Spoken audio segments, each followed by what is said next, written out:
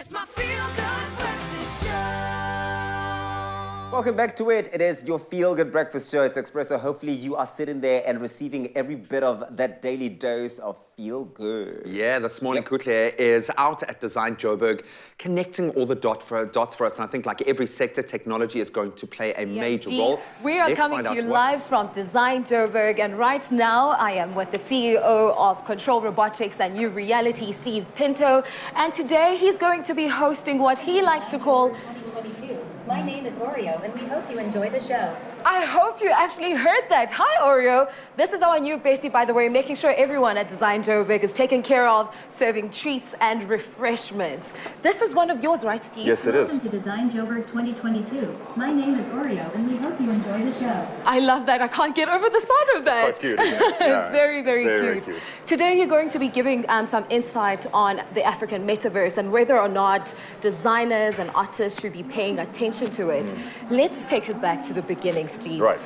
What is a metaverse, and especially in regards to Africa? Okay, well, the metaverse is also coined as the term Web 3.0, right? And the first Web 1.0 was when we got logged into computers to access the internet. Like between 1995 and say 2005, the computer was the interface that we interact with the internet. Then we got smartphones, and smartphones open up a whole new type of business, right? So then we got Spotify, we got Netflix, we got Twitter, we got all these new platforms that were creating these engagements and ways that we could engage as society, but we use smartphones instead of using computers. Web 3 is the evolution of the internet. So just how we're social online, how we entertain ourselves online, how we bank online, how we do all these things that we do every day online, we're going to do them differently because there's going to be a new technology that's going to replace the smartphone. It's something like this, one of the VR headsets.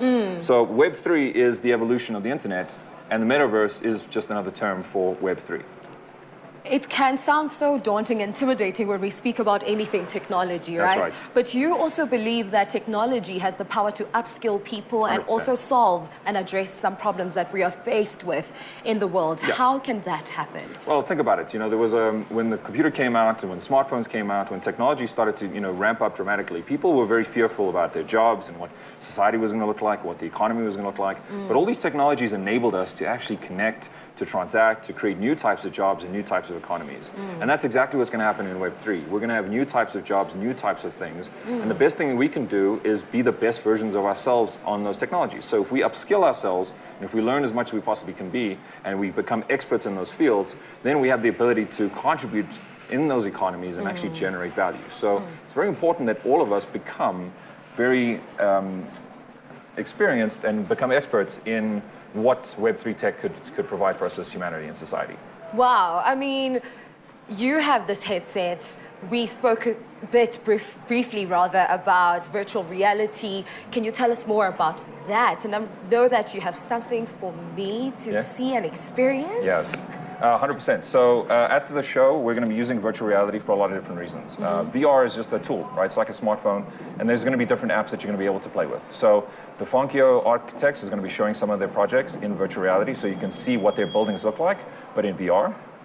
There's also going to be metaverse tours with African technopreneurs, and they're actually going to take you through an existing metaverse. You're going to see all these different worlds, and you'll be able to go on a guided tour, and they'll take you to all these different fantastic places that already exist today. And these are some of the experiences that you're going to be able to do at Design Joburg this year. That sounds super exciting and very informative. Now, you started your business at a very young age to people who are starting out in the industry.